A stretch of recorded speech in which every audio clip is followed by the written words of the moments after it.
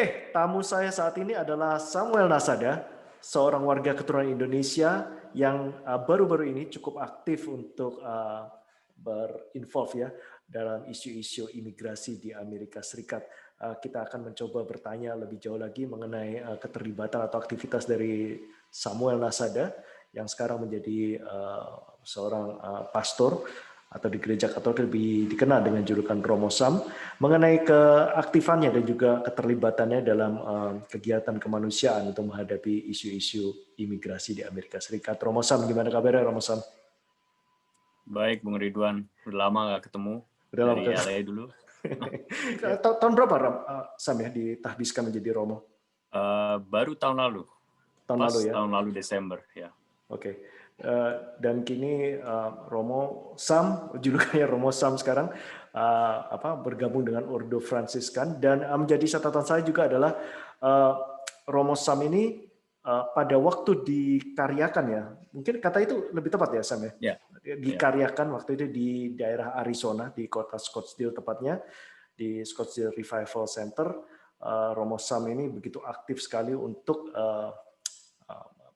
terjun langsung ya untuk mengangkat isu-isu mengenai imigrasi di Amerika Serikat yang menjadi selalu topik yang sangat sengit sekali dalam pergulatan politik di negara Paman Sam itu.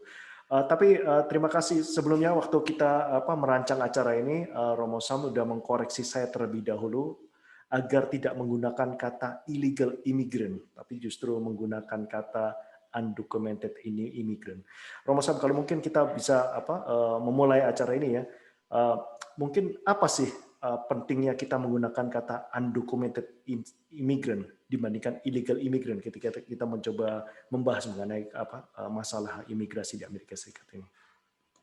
Ya, karena memang kata yang dipakai secara ofisial, secara resmi oleh pemerintah Amerika itu kategorinya itu adalah illegal alien malahan ya, illegal alien mereka bilangnya. Karena pikir alien itu kan kayak orang dari planet lain, tapi dia orang bukan dari Amerika yang masuk itu adalah alien. Jadi bisa legal alien kayak imigran yang melalui visa dan green card itu masih dianggap alien.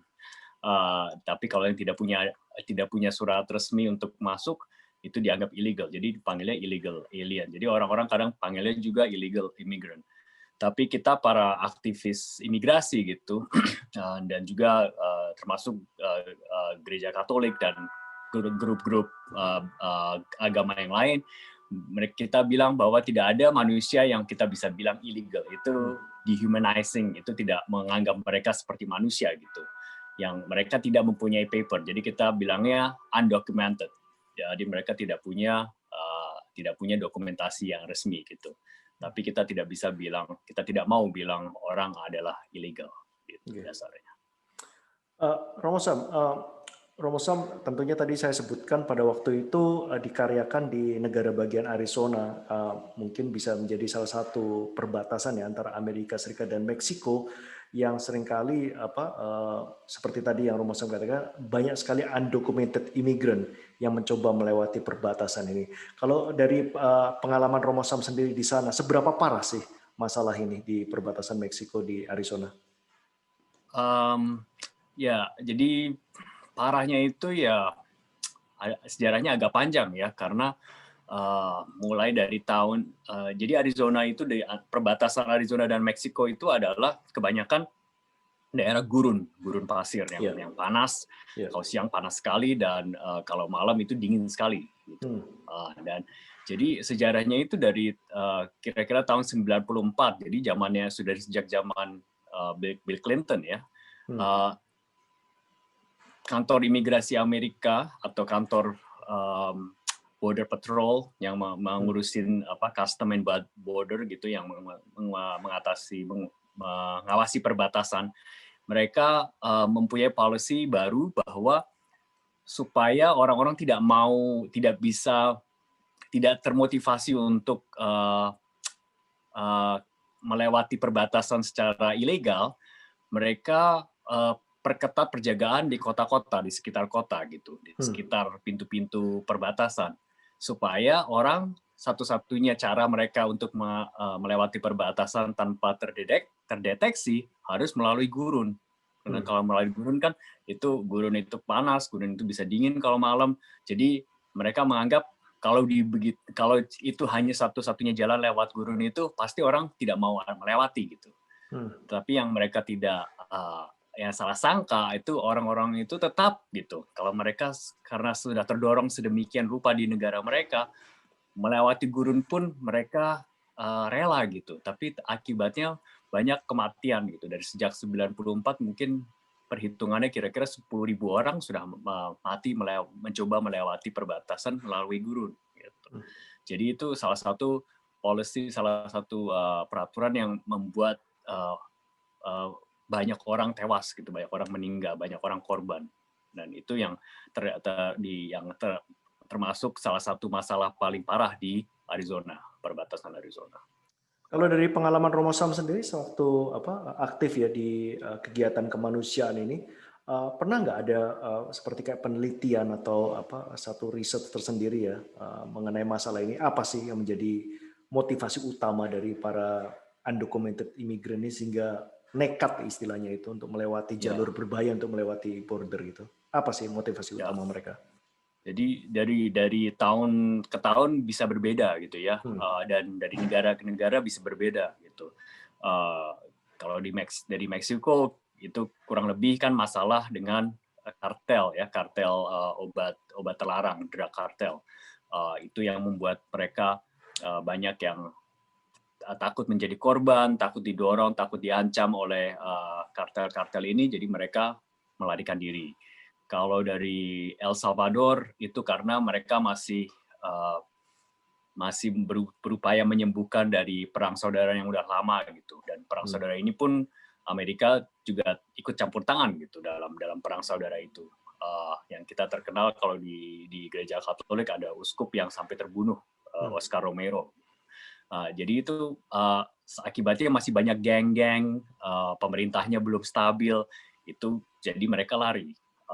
Honduras yang terakhir ini Honduras, Honduras mereka juga banyak geng, pemerintah belum stabil, jadi mereka orang-orang yang miskin, orang-orang yang tidak punya kekuatan, tidak punya power melarikan diri karena diancam dengan geng ini. Kalau dari Guatemala kemarin-kemarin ini banyak petani-petani miskin yang mereka adalah orang-orang suku Maya gitu ya, indigenous dari daerah-daerah pegunungan, dan mereka itu terkena akibat climate change, terkena akibat perubahan climate itu iklim. Jadi mereka hasil panennya gagal, dan hasil panen gagal mereka tidak bisa mencukupi kebutuhan keluarga, mereka lari juga gitu. Jadi banyak faktor-faktor yang membuat mereka nekat baru gurun pun ditempuh gitu untuk mendapat hidup yang lebih baik. Tapi dari cerita Romo Sam tadi ada satu hal fakta yang menarik juga yang para audiens harus mengerti juga, bahwa undocumented immigrant ini tidak hanya terbatas dengan orang-orang Meksiko saja. Selama ini kan kita asumsinya orang Meksiko yang melewati perbatasan menuju Amerika, tapi justru kalau secara geografis Romo Sam kita lihat ya, bahwa negara-negara yang tadi Romo Sam katakan Honduras, Guatemala, El Salvador itu justru sudah berada di selatannya Meksiko. Jadi orang-orang ini tidak hanya berjalan melewati perbatasan, tapi juga melewati negara Meksiko yang luasnya itu, baru kemudian mereka mencoba secara nekat melewati daerah berbahaya di Amerika gitu ya, Romo Sam. Benar, ya, dan itu pun melewati Meksiko pun itu termasuk perjalanan berbahaya lagi, gitu, karena banyak daerah yang dikuasai kartel, banyak mereka diancam juga, banyak yang dianiaya, diperkosa, diancam harus membawa mereka untuk bisa terus ke Amerika, mereka harus mau membawa drugs gitu, menyelundupkan drugs gitu. Kalau enggak mereka diancam, dibunuh. Jadi ini sangat-sangat berbahaya gitu, dan itu masalahnya.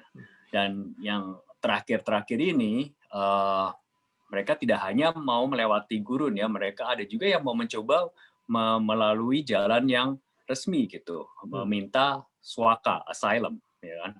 Jadi mereka masuk melalui perbatasan yang resmi, mereka bilang saya merasa diancam karena kartel atau domestic violence, kekerasan rumah tangga, ada yang macam-macam faktornya, dan mereka biasanya prosedur itu harus secara internasional kalau orang meminta suaka asylum itu kan harus diterima, Ya. diselidiki gitu sebab-sebabnya.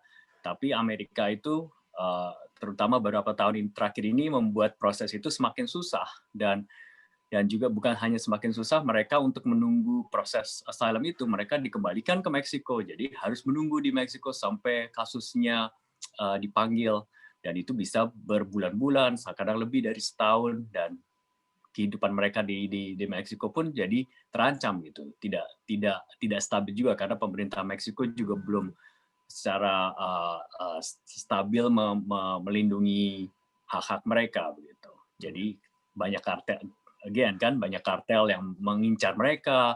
Kadang-kadang ada yang menawari, kamu bisa nggak usah menunggu proses asylum ini kan lama. Kamu bisa lewat gurun, saya tahu jalannya, tapi kamu harus bawa drug gitu.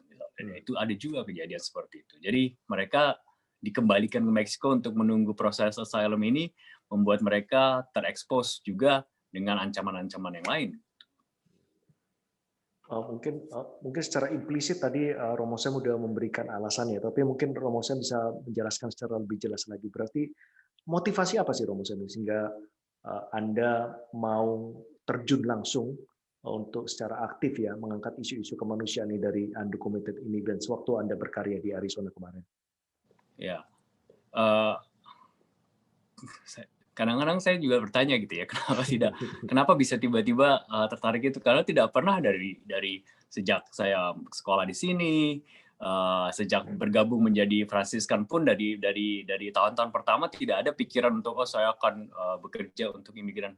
Mungkin ini juga panggilan dari Tuhan sendiri ya, saya tidak tahu, tapi yang benar-benar yang saya benar-benar terjun gitu ke bidang ini itu memang 2016 setelah pemilu Donald Trump terpilih ya jadi presiden, itu saya sudah merasa begitu bahwa ini akan membuat kehidupan imigran di Amerika itu akan semakin sulit gitu. Hak-hak mereka akan semakin dipersulit. Jadi 2016 itu setelah pemilu, 2017-nya saya memutuskan saya berhenti dulu dari program-program untuk menjadi romo dan tabisan dan segalanya, saya tunda dulu at least tahun gitu ya. Dan saya dan dua orang Fransiskan yang lain kita membuka komunitas baru di Arizona. Jadi sebelum saya di Scottsdale itu kan kota besar di dekat Phoenix ya. Tapi kita membuka komunitas baru yang lebih dekat ke perbatasan di Arizona, Meksiko gitu. Jadi komunitas kecil, kita cuma bertiga dan tidak punya program yang baku gitu ya, tidak punya rencana-rencana yang detail, tapi kita hanya membantu kegiatan-kegiatan dari aktivis-aktivis yang lain yang sudah ada di sekitar situ. Kita hanya mensupport mereka aja gitu. Jadi kita tidak menemukan sesuatu yang baru, membuat sesuatu baru, tapi hanya tinggal di situ, tinggal dekat perbatasan, dan apapun yang kegiatan yang terjadi di sekitar itu yang untuk membantu imigran, kita ikut support, kita ikut membantu. Itu 2017. Ya. Romo Sam, satu hal yang paling melekat ya di benak saya ketika menelusuri atau mendapatkan foto-foto dari para undocumented immigrant yang berusaha masuk Amerika melalui perbatasan antara Amerika dan Meksiko itu adalah dua foto. Yang satu adalah foto-foto di mana begitu banyak salib salib kecil yang ditanamkan di tanah itu untuk satu peringatan tertentu, dan juga ada banyak sekali kayak jerigen-jerigen air kosong gitu yang bertebaran di padang pasir pada waktu itu. Mungkin Romo Sam bisa jelaskan sedikit ada cerita atau ada makna apa dari dua foto itu yang sering kali melekat di benak orang ya ketika membahas mengenai undocumented immigrant, terutama di perbatasan Amerika Meksiko di Arizona. Ya. Jadi ada beberapa kelompok grup yang aktivis imigrasi ini yang setelah ada mayat atau remains dari imigran yang ditemukan di gurun gitu ya. Kan biasanya kalau ditemukan, orang yang menemukan dikasih tahu ke polisi dan itu didata semuanya dicantumkan di public information gitu, dan lokasinya di mana gitu. Dan grup-grup ini berusaha ke tempat mereka ditemukannya jenazah itu atau sisa-sisa dari jenazah itu, tengkoraknya, mungkin tulangnya, dan sedekat mungkin mereka kalau bisa ke situ, mereka akan bikin salib kecil. Kadang kalau kita tahu namanya, kita tulis namanya, kebanyakan kita tidak tahu namanya, susah-susah dikenali, dan orang dari luar Amerika kan mereka, jadi kadang keluarganya pun sulit datang untuk mengenali jenazah itu gitu. Dan kadang-kadang cuma tinggal tulang segala, tinggal tulang itu tidak bisa dikenali. Dan kita bikin salib di situ, kita bikin doa kecil-kecilan, kita ya kadang mengingat juga ini orang ini yang sudah meninggal, yang tidak bisa diingat orang-orang lain, yang keluarganya pun tidak tahu mungkin nasibnya itu masih hidup atau mati. Kita bikin doa kecil-kecilan gitu untuk memperingati jiwa orang itu gitu. Itu ceritanya tentang salib-salib itu. Kalau untuk yang satu lagi untuk jadigan-jadigan itu, jadi kita juga beberapa organisasi kita menelusuri begitu jejak-jejak mereka gitu. Kita tahu mereka lewat daerah yang mana, rutenya yang mana. Kadang-kadang kita mengetahui rute itu dari sisa-sisa pakaian atau sisa-sisa makanan yang di sekitar itu. Jadi kalau kita menemukan sesuatu seperti itu, kita tandai, kita bilang ini sepertinya ini rute yang mereka pakai gitu. Dan kita tinggalkan jadigan-jadigan air gitu ya di situ, di sekitar lokasi itu, untuk mereka supaya bisa tetap hidup kita. Jadi kadang-kadang ini yang kontroversi ya. Kadang-kadang kita dituduh bahwa kamu kalau mau meninggalkan air seperti itu, kamu itu ikut encourage gitu, mendorong mereka supaya makin mau crossing illegally gitu, makin mau menyeberangi dengan secara tidak resmi. Tapi kita tidak memikirkan sampai gitu. Kita memikirkan yang paling penting itu kan adalah nyawa manusia gitu. Ya, mereka datang ke sini bukan karena kita iming-imingi, kamu datang aja ada air di sini gitu. Mereka yang mendorong mereka lebih dari itu gitu. Yang kita pikirkan bahwa kalau mereka sudah sampai sini di tengah-tengah gurun, mereka harus hidup. Dan mereka butuh air. Itu aja, kita tidak pikirkan mereka itu ilegal, mereka itu apakah mereka itu mungkin didorong oleh drug kartel, apapun alasannya, siapapun mereka, itu adalah manusia. Itu nyawa manusia yang kita harus selamatkan. Jadi itu aja basicnya gitu, dasarnya. Tadi secara sekilas tadi sempat juga Romo Sam tadi menyebutkan ya bahwa tindakan kemanusiaan untuk meninggalkan jerigen berisi air ini dianggap sebagai suatu aktivitas yang justru ilegal ya, karena memfasilitasi orang untuk istilahnya semakin terdorong dalam tanda kutip itu untuk melakukan cross border ya secara legal gitu. Kalau dari pengalaman Romo Sam sendiri pernah berhadapan atau berurusan dengan pihak berwajib oleh karena kegiatan kemanusiaan ini? Ya, jadi kalau secara legalismenya ada lokasi-lokasi di gurun itu yang di bawah namanya Bureau of Land Management gitu, dan mereka biasanya itu tidak terlalu ketat peraturannya. Jadi kita meninggalkan air, mereka tidak diawasi, mereka tidak mempermasalahkan lah gitu ya. Dan kita pun juga tahu diri gitu. Kita kadang-kadang kita tahu lokasi dropnya di mana, dan nanti beberapa minggu kemudian, beberapa bulan kemudian kita kembali ke lokasi itu, melihat ada sampah nggak. Kalau ada sampah, kalau dipakai, sampahnya kita angkut dan kita kasih air yang baru gitu. Jadi kita berusaha untuk juga menjaga lingkungan hidup gitu ya, tidak meninggalkan sampah. Dan ada daerah-daerah lain yang dalam lingkungan seperti kayak cagar alam gitu ya, dan itu lebih ketat pengawasannya, dan itu lebih ada hukumannya gitu. Kalau kamu meninggalkan sesuatu di situ, air atau apapun, sampah atau apa, karena itu cagar alam dan takutnya akan merusak hewan-hewan yang dilindungi misalnya, itu ada hukumannya. Jadi beberapa 2 tahun 3 tahun lalu itu ada kasus gitu. Jadi mereka ketahuan meninggalkan air, mereka dituntut, dibawa sampai ke pengadilan gitu. Dan diancam hukuman. Setelah itu hukumannya dia dicabut memang, tapi sampai ke pengadilan segala, dan itu lebih. Jadi saya ikut dengan kelompok yang tidak terlalu mencoba tidak terlalu kontroversial gitu. Iya. Kita tetap mematuhi peraturan, kita stay di tempat yang lebih diperkenankan untuk meninggalkan air. Kita tidak masuk ke cagar alam gitu. Tapi ada grup-grup juga yang mereka merasa di situ banyak orang yang melintas atau yang meninggal. Jadi mereka memutuskan secara sadar, mereka tahu mereka tidak mematuhi peraturan, tapi mereka mengambil resiko gitu. Romo Sam, setelah menjalani pengalaman ini ya mengenai masalah undocumented immigrant ini, dari pandangan pribadi Romo Sam sendiri, bagaimana sih kebijaksanaan yang mengenai masalah undocumented immigrant itu, masalah asylum tadi yang disebutkan atau masalah imigrasi bagi mereka ini seharusnya diterapkan? Kebijaksanaan apa yang terbaik menurut Romo Sam dilihat dari sudut pandang pengalaman Ya. yang dialami oleh Romo Sam sendiri selama di Arizona?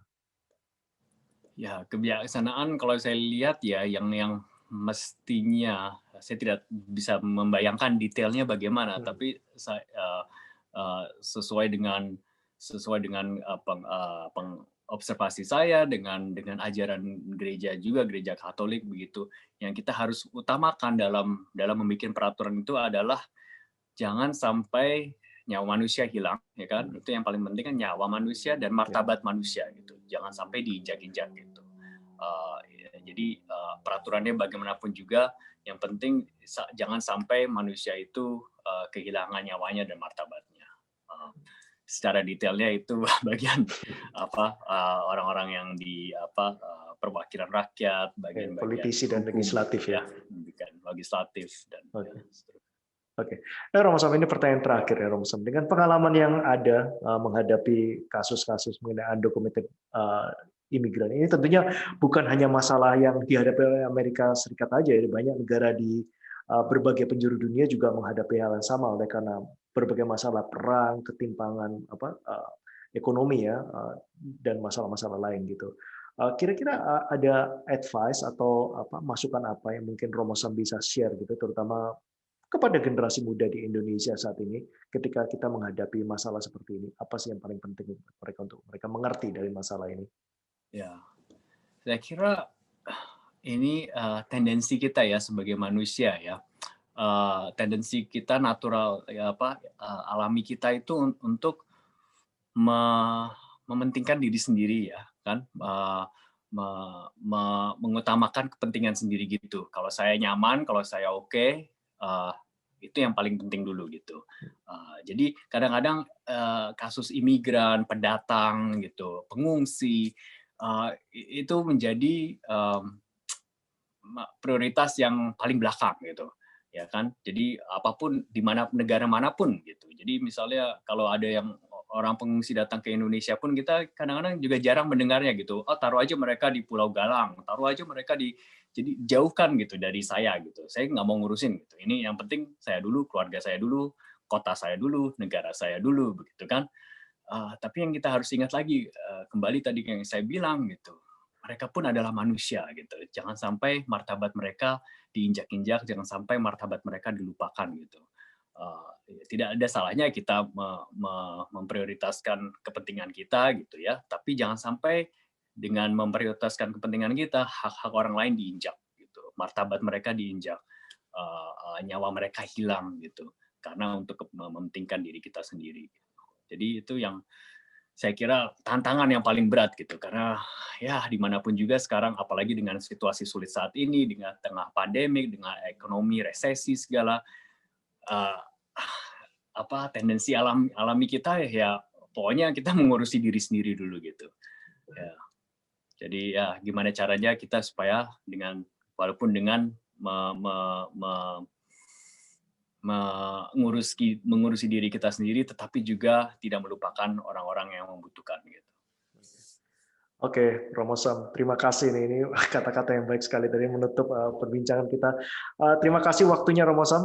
Mudah-mudahan nggak Terima kasih mengganggu Bung nih. Ridwan. Kalau boleh tahu Saya jam-jam tahu berapa ini? udah malam di sana, udah mau Nggak, tidur. nggak apa-apa. Tapi Romo Sam ini terima kasih sekali lagi kita udah bincang-bincang. Terima kasih juga mengenai sharing pengalamannya juga insight-nya ya mengenai masalah undocumented immigrant ini yang mungkin bisa juga membuka ya pemikiran juga wacana dari para terutama generasi muda di Indonesia untuk menghadapi masalah ini. Mudah-mudahan nanti dalam waktu dekat kita bisa ketemu, Romo Sam. Udah lama kita nggak ketemu secara langsung dan stay safe during this pandemic. Mudah-mudahan sama-sama Bung Ridwan. Thank you. Selamat malam.